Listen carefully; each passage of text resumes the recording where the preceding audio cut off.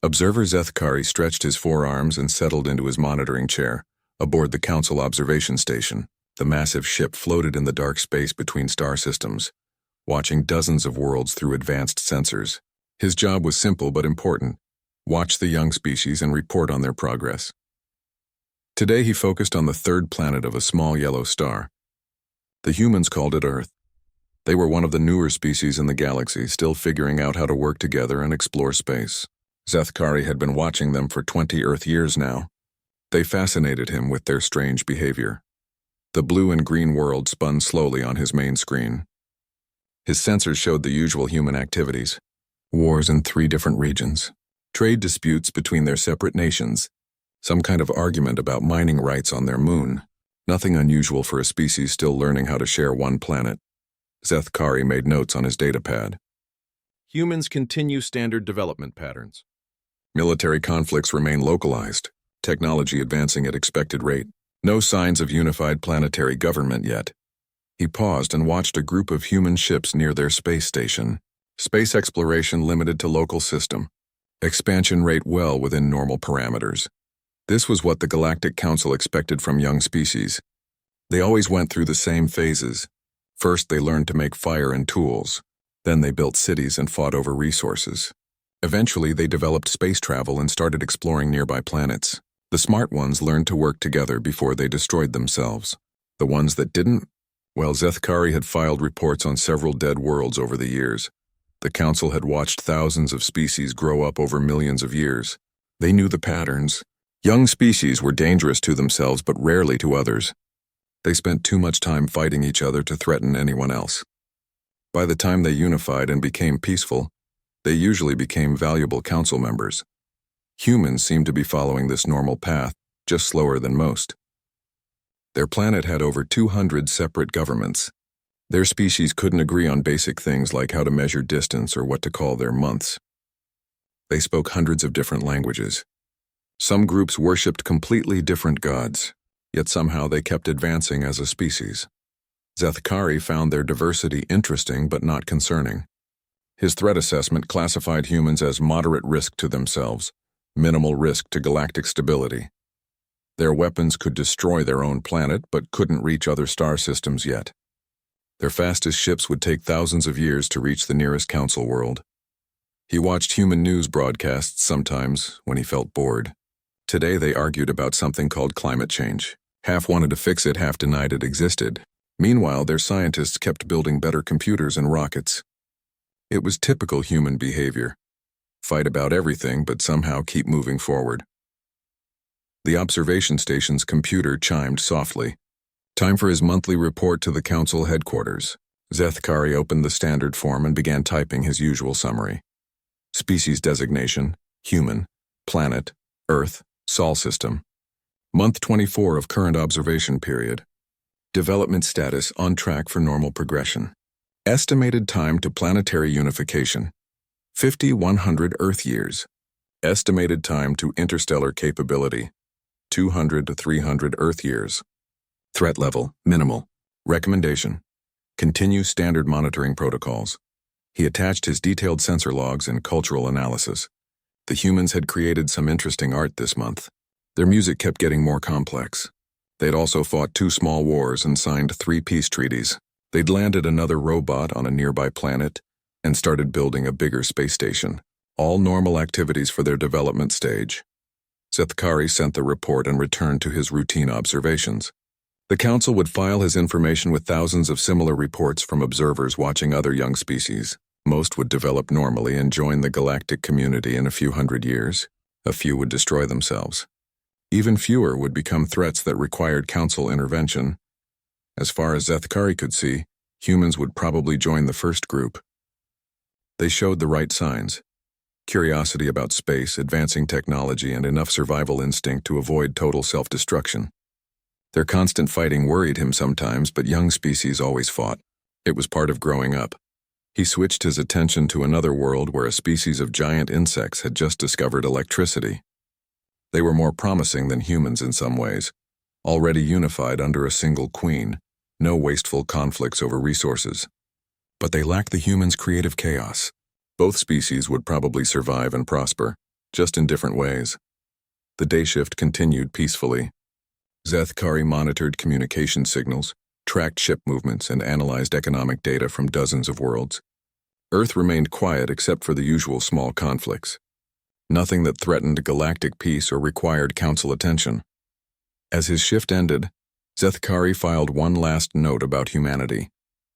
Species shows continued technological progress despite political fragmentation. Military capabilities remain focused on local threats. No evidence of aggressive expansion beyond home system. Cultural development indicates eventual integration into galactic community, likely successful. He shut down his monitoring equipment and headed to his quarters. Tomorrow would bring more of the same, watching young species slowly grow up and find their place in the galaxy. It was important work, even if it could be boring sometimes. The Council's observation system had prevented many disasters over the millennia. They caught dangerous species before they became threats. They guided promising ones toward peaceful development. They maintained the stability that allowed dozens of advanced civilizations to work together across the galaxy. Zethkari fell asleep confident that tomorrow would be another routine day of observation and reporting. The galaxy was peaceful.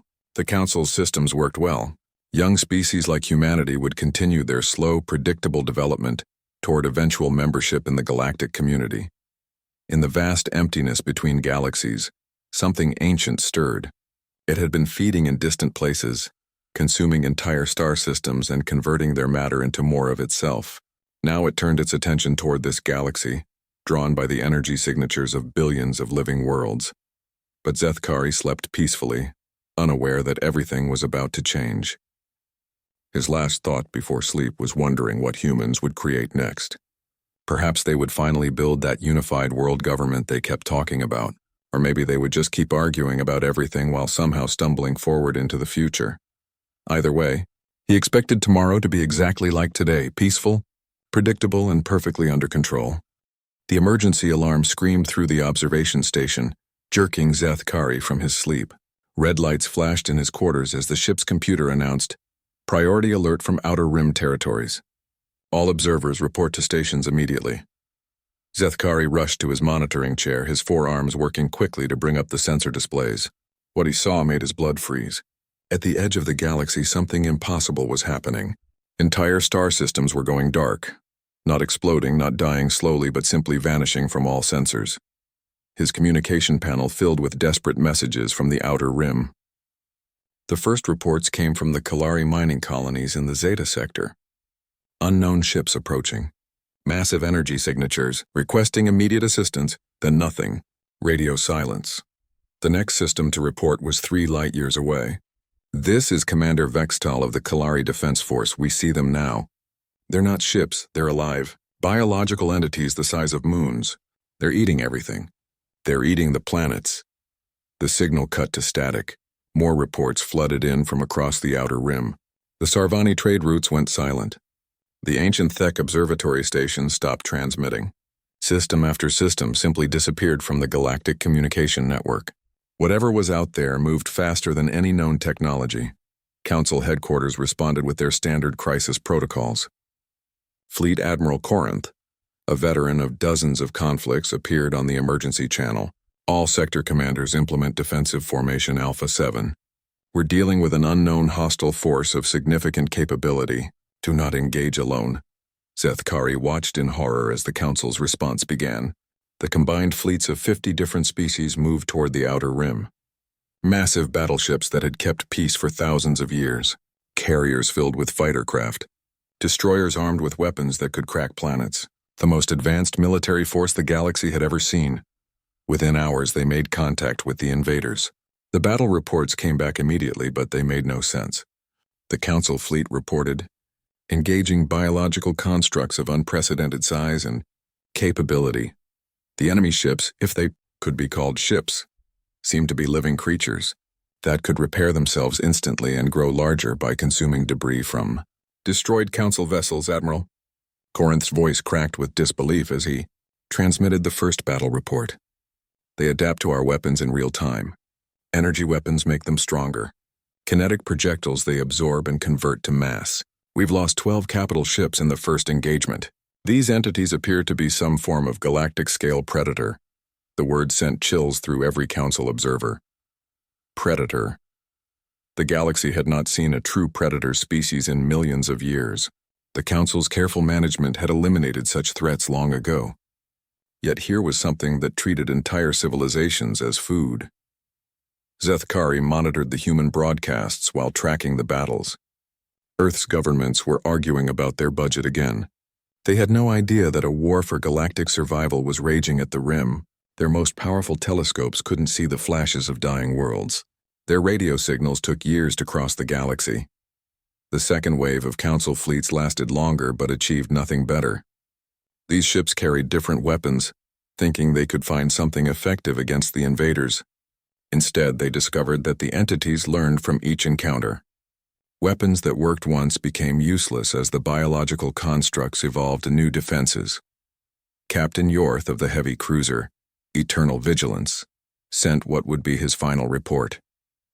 "They're not just consuming our ships and crews. They're taking our knowledge. I watched one of them interface directly with our computer core before we lost the bridge. It downloaded our tactical database in seconds. They know everything we know now." The reports grew more desperate as days passed. The invaders, now called Devourers by terrified survivors, consumed entire fleets and converted the mass into more of themselves. Each victory made them stronger and smarter. They learned council languages, council tactics, and council weaknesses. 3 ancient species that had been council members for over 1,000,000 years were completely extinct within a week. The Kalari, master miners who had shaped asteroid belts into works of art. The Vorthak, philosophers whose poetry had inspired generations. The Zeftai, peaceful traders who connected distant parts of the galaxy. All gone, their world stripped bare and converted into devourer mass. Council headquarters issued increasingly desperate orders. All remaining fleets fall back to defensive positions around core worlds. Civilian evacuation begins immediately. Priority Alpha protocol is now in effect. Priority Alpha had never been used in recorded history. It meant the Council itself might not survive. Zethkari received new orders too. All observers begin emergency contact protocols with every known species, regardless of development level. Request immediate assistance from any civilization capable of fielding military forces. Include species previously classified as too primitive for contact. The list of species to contact was long, and included many that the Council had barely catalogued. At the bottom of the list, marked with a small notation of minimal expected contribution, was humanity. Zethkari stared at the entry. Humans? Their entire military could barely defend their own planet. They fought with chemical explosives and metal projectiles. Their biggest ships carried maybe 100 crew members. What could they possibly do against entities that devoured entire star systems? Still, orders were orders. The Council was desperate enough to ask for help from Stone Age civilizations if they thought it might help. Zethkari composed a simple message explaining the threat and asking for any assistance Earth could provide. He didn't expect much response. The message would take months to reach Earth at their primitive communication speeds. By then, the Devourers would probably have consumed half the galaxy, but protocol demanded he send it anyway. As Zethkari transmitted humanity's first official contact from the Galactic Council, he wondered if any species would survive long enough for the humans to receive it. The Devourers were accelerating their advance, consuming resources faster as they grew larger. At their current rate, they would reach the galaxy's core worlds within months. The Council's greatest fleets had failed. Weapons refined over millions of years had proven useless. Ancient species with vast knowledge and experience had been consumed like snacks. If the galaxy's most advanced civilizations couldn't stop the Devourers, what hope did anyone have? Zethkari watched another star system go dark on his sensors and tried not to think about the billions of lives that had just ended. Somewhere in that darkness, the Devourers were growing stronger and smarter, preparing for their next advance toward the galaxy's heart. The message to humanity disappeared into space, carrying a desperate plea that few expected would matter. The message reached Earth on a Tuesday morning, intercepted by a radio telescope array in Chile. Dr. Sarah Chen, a communications specialist who had been searching for alien signals her entire career, stared at the translation software's output with shaking hands. First contact with an alien civilization, and they were asking for military help. Within hours, The message had reached every major government on Earth. The content was simple but terrifying. Galactic Council requests immediate military assistance. Unknown hostile entities consuming entire star systems. Threat level, galactic extinction. Any aid appreciated. Coordinates attached. President Martinez of the American Federation called an emergency session of the United Nations Security Council. Prime Minister Singh of the Indian Republic canceled all scheduled meetings. Chancellor Weber of the European Alliance activated military emergency protocols. In boardrooms and war rooms across the planet, humanity's leaders faced the same impossible question. How do you fight something that eats solar systems? But something strange happened in those first critical hours. Something that observer Zeth Kari, monitoring from his distant station, had never seen in any species before. The political divisions that had seemed so permanent began to dissolve. The border dispute between North and South Korea was suspended until the galactic threat is resolved. The trade war between the American Federation and Chinese Republic ended with a handshake and shared technology agreements. The European Alliance opened its weapons research facilities to former rivals. In less than a day, enemies became allies. General Patricia Wong, head of Earth's newly formed United Defense Command, stood before the largest gathering of world leaders in human history. Ladies and gentlemen, we're facing something our species has never encountered, an external threat to our entire planet, possibly our entire galaxy. This changes everything. The changes came faster than anyone thought possible. The private corporation that had been jealously guarding their new fusion drive technology released the designs freely to all nations. Military contractors shared classified weapons research. Space agencies combined their resources and expertise overnight. Dr. James Okafor, director of the Global Space Initiative, worked 18-hour days coordinating the response. We're converting every available spacecraft for military use. Cargo haulers, research vessels, even luxury space yachts. If it can fly and carry weapons, we're upgrading it. The industrial conversion was unlike anything in human history. Car factories retooled to build missile components. Electronics manufacturers switched to producing military communications equipment. Even entertainment companies contributed, using their special effects expertise to design camouflage and deception systems. Zeth Kari watched Earth's transformation with growing amazement. His sensors detected massive changes in energy usage, manufacturing output, and resource allocation. The humans were mobilizing their entire planet in ways that seemed to violate everything he knew about their fractured society. Impossible, he muttered, reviewing the data again. Humans can't coordinate on this scale. They can't even agree on a single currency or measurement system. Yet the evidence was clear. In just 2 weeks, humanity had achieved greater unity than most species managed in centuries. The first wave of Earth's response fleet took shape in orbital shipyards that worked around the clock. The vessels were crude by Council standards, welded metal plates, chemical rockets, and kinetic weapons. But they were being built at a rate that defied belief. Humanity was launching new ships faster than some species could build ground vehicles. Captain Maria Vasquez commanded the first completed warship, a converted cargo hauler now bristling with weapons. She's not pretty, she told the Joint Command Center, but she's fast and she's angry. We've mounted railguns, missile pods, and something the engineers call space shotguns, basically giant projectile weapons that spray metal fragments. The space shotguns had been Dr. Sarah Kim's idea.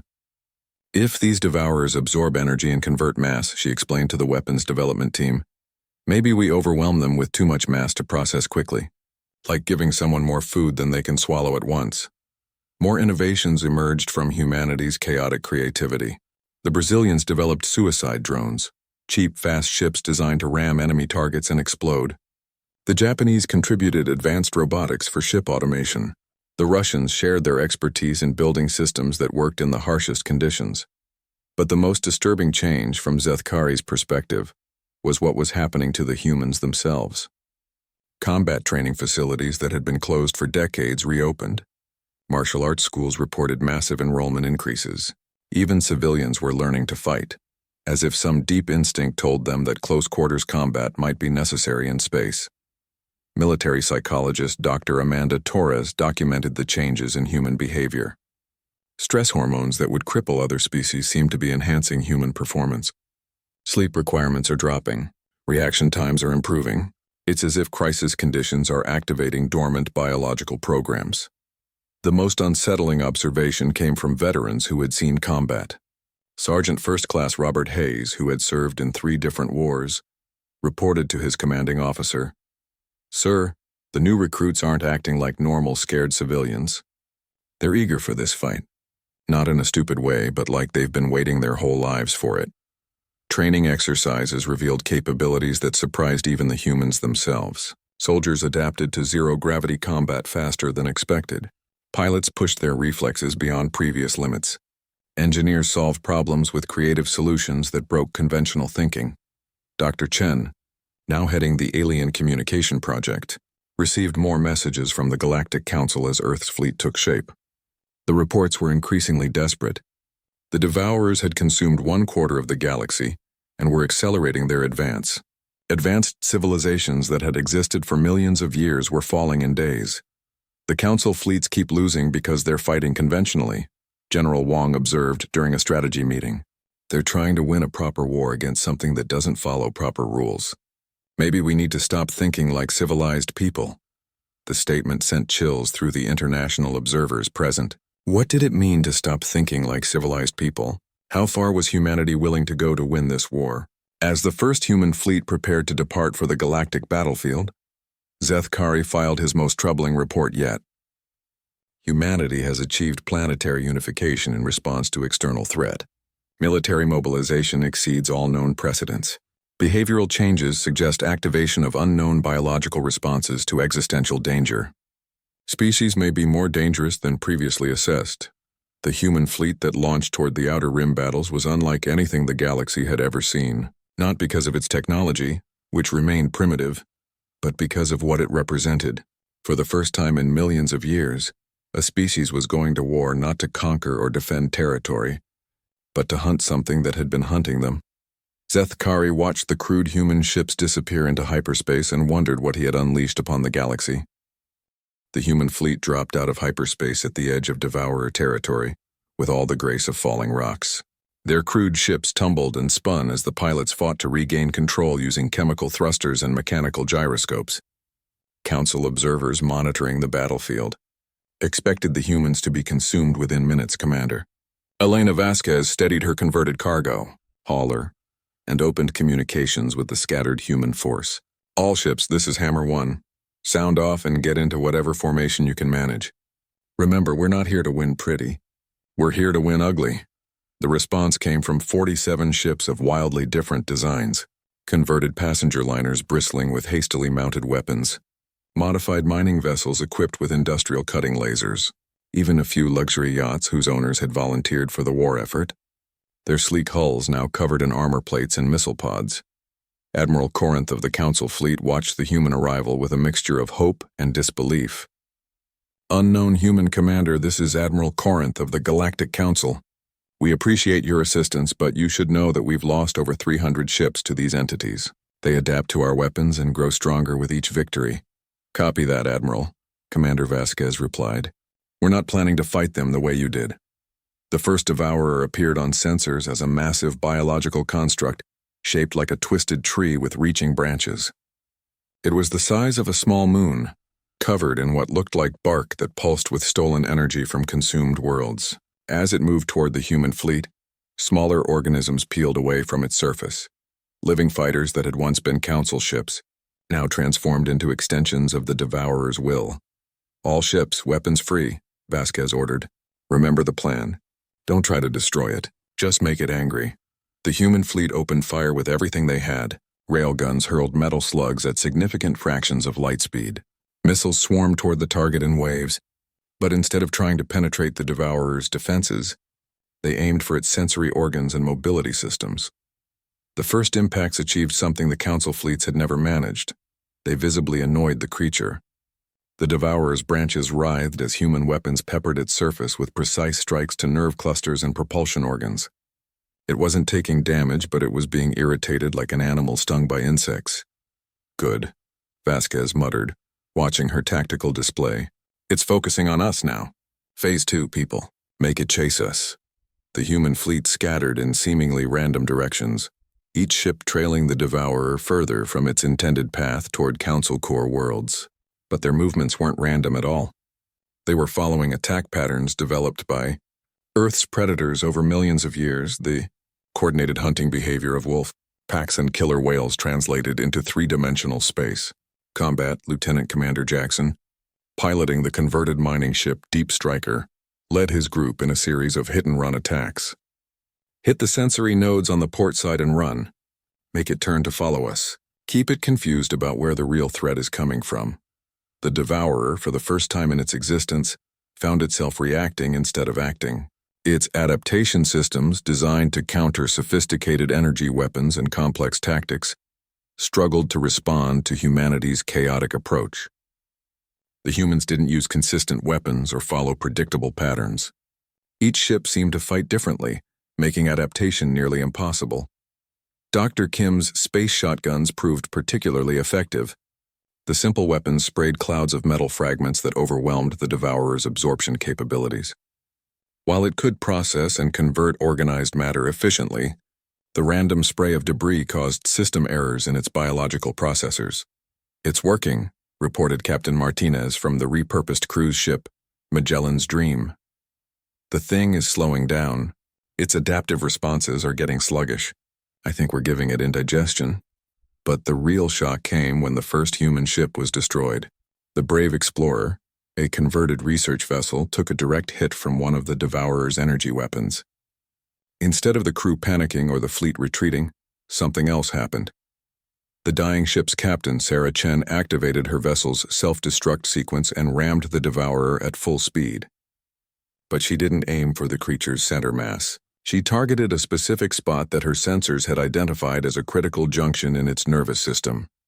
The explosion sent shockwaves through the biological construct's entire structure. For the first time, a Devourer experienced something like pain. Its branches convulsed and it released a sound that traveled through space as vibrations in nearby debris fields, a scream of surprise and fury. "Did you see that?" Admiral Corinth transmitted to his surviving forces. "They made it feel pain. In all our battles, we never managed that." The human response to their first casualty would have horrified any civilized species. Instead of mourning or retreating, the fleet became more aggressive. Captain Chen's sacrifice had shown them that the Devourers could be hurt, and that knowledge spread through the human force like wildfire. "All ships, new priority target," Commander Vasquez announced. "The junction points where the main branches meet the core. If we can't kill it, we can sure as hell make it wish we could." What followed was unlike any space battle in galactic history. The humans fought with a combination of tactical brilliance and suicidal courage that defied all military logic. They used their own destroyed ships as weapons, timing explosions to maximum effect. They rammed critical targets when their weapons ran out of ammunition. They fought at ranges so close that debris from their own attacks damaged their hulls. Most disturbing of all, from the Council observer's perspective, was how the human crews reacted to combat. Instead of the fear and stress that crippled most species in life-or-death situations, the humans seemed to thrive on it. Their reaction times improved. Their accuracy increased. They began to smile during the most dangerous moments. Ensign Rodriguez, manning the weapons console on the Terra's Fury, reported to his captain with obvious excitement. "Sir, I've got a clear shot at what looks like a major nerve cluster. Permission to fire everything we've got?" "Light it up, son," Captain Williams replied. And both men were grinning as they unleashed their ship's entire missile complement at point-blank range. The battle continued for 6 hours, with the humans gradually wearing down the Devourer through sheer persistence and creative violence. They used tactics that no sane military would approve: ramming attacks, point-blank explosions, and weapons fired at ranges so close that success and suicide were often the same thing. When the Devourer finally retreated, limping away with its biological systems severely damaged, it left behind something unprecedented. A battlefield where the attacking force had been stopped not by superior technology or numbers, but by an enemy that fought with such ferocity that even a galactic predator decided the meal wasn't worth the trouble. Admiral Corinth's final report of the battle would be studied for generations. Human forces engaged the enemy with tactics that bordered on controlled insanity. They fought not to win territory or protect resources, but to cause maximum damage regardless of cost to themselves. Recommend immediate classification upgrade. Humanity should be considered a predator species. As the battered human fleet regrouped and prepared for the next battle, Observer Zethkari filed his most disturbing report yet. The galaxy had just witnessed something that changed everything. A species that became more dangerous when threatened, not less. The humans weren't just fighting the Devourers. They were out hunting them, and they were enjoying it. The final battle began at the heart of Devourer territory, where the largest of the entities had established itself like a cancer feeding on the remains of 100 consumed worlds. This creature was different from the others, ancient beyond measure, intelligent enough to speak, and vast enough to dwarf entire fleets. I am the hunger that consumes galaxies. It broadcasted across all frequencies as the combined human and council fleets approached. Your species will feed my endless growth as countless others have before you. Commander Elena Vasquez, now promoted to Admiral of the Human Expeditionary Force, studied the monster through her ship's sensors. 3 months of constant warfare had changed her, as it had changed all the humans. Her eyes held a predator's focus. Her voice carried the calm of someone who had learned to thrive in chaos. "Copy that, you overgrown space tumor," she replied. "We're here to tell you that lunch is over." The entity was larger than anything they had faced before, a writhing mass of biomechanical tissue that stretched across millions of kilometers.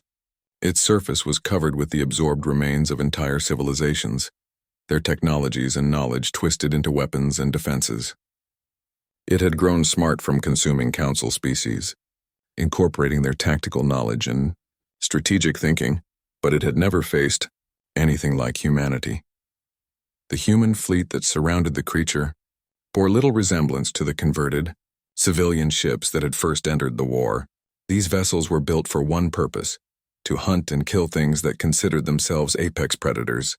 Their hulls were scarred from dozens of battles, their crews hardened by months of combat that would have broken any other species. "All ships remember what we learned," Admiral Vasquez transmitted. "This thing is smart, but it thinks like a council species now.